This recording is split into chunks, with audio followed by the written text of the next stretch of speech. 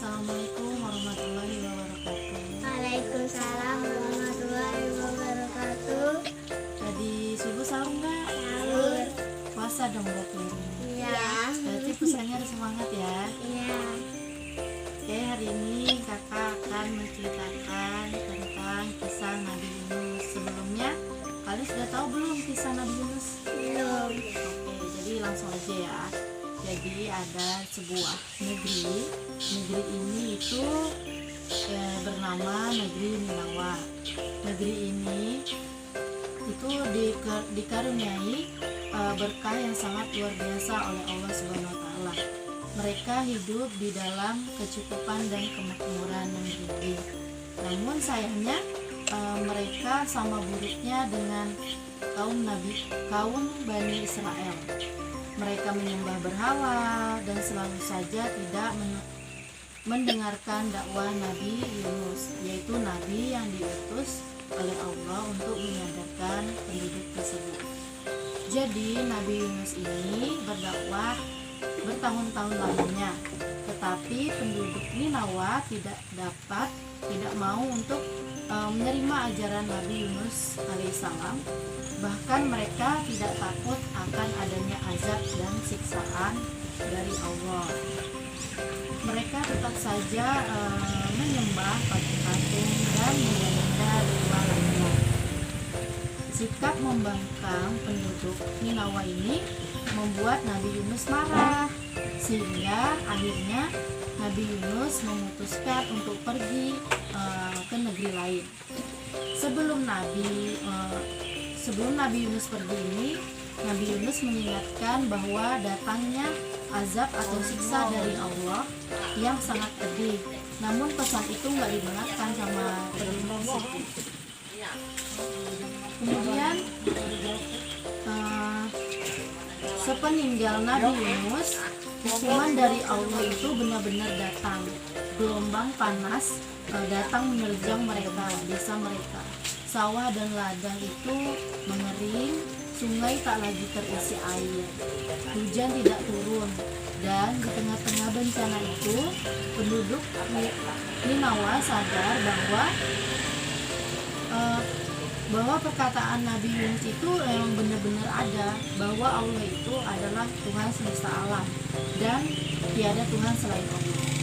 Sementara itu Nabi Yunus menumpang di dalam sebuah kapal untuk pergi ke negeri seberang, dan di tengah jalan itu badai pun mengamuk, membuat perahu ini terombang-ambing. Lama kelamaan air pun masuk ke dalam kapal ini. Untuk mengurangi beban perahu ini, nahkoda atau biasa disebut dengan itu kapten. Tahu kapten kan? Kapten kapal itu. Nah, kaptennya itu memerintahkan para penumpangnya untuk membuang semua barang-barangnya biar kapal ini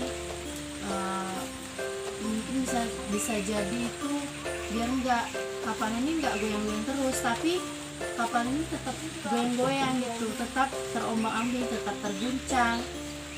Terus kapten ini pun memutuskan untuk membuang salah satu penumpang untuk terjun ke laut. Nah, di dalam kapal itu mereka melakukan pengundian. Nah, terjadilah pengundian itu. Pengundian itu dilakukan, dan ternyata undian itu jatuh kepada Nabi Yunus, dan undian itu dilakukan 3 kali, tetapi selama 3 kali berturut-turut itu tetap Nabi Yunus yang mendapatkan undian itu, dan akhirnya Nabi Yunus ikhlas jika dirinya harus dibuang ke laut untuk menyelamatkan kapal tersebut. Dan Nabi Yunus pun loncat ke laut yang mengganas itu, yang banyak ombak keras. Terus kemudian Allah ini memerintahkan ikan paus untuk menelan Nabi Yunus ini. Nah, Nabi Yunus itu sudah benar-benar ditelan sama ikan paus ini. kini beliau berada di dalam perut ikan paus itu. Nabi Yunus terus menerus berzikir di dalam perut paus itu dan memohon doa kepada Allah untuk menyelamatkannya. Kemudian setelah berhari-hari lamanya barulah ikan paus itu menepi ke pinggir pantai. Nabi Yunus bersyukur bahwa ia masih diberikan hidup dan keluar dari perut ikan paus itu. Meski demikian, ia keluar dengan keadaan sakit karena dia di dalam itu sangat kekurangan makanan dan minuman. Kemudian Allah menumbuhkan pohon labu. Nabi Yunus ini diperkenankan untuk memakan buah labu ini sehingga Nabi Yunus kembali sehat. Selanjutnya Allah memerintahkan Nabi Yunus untuk kembali ke negeri Ninawa tadi kan. Nabi Yunus mematuhi perintah Allah. Penduduk Ninawa yang telah bertaubat tadi itu menyambut kedatangan Nabi dengan penuh sukacita, dan mereka pun berjanji untuk mengikuti dan mengamalkan ajaran dari Nabi Yunus ini. Cerita ini bersumber dari Al-Quran dan surah As-Saffat ayat 139 yang berbunyi, dan sungguh Yunus ini benar-benar salah seorang rasul. Jadi itu ceritanya.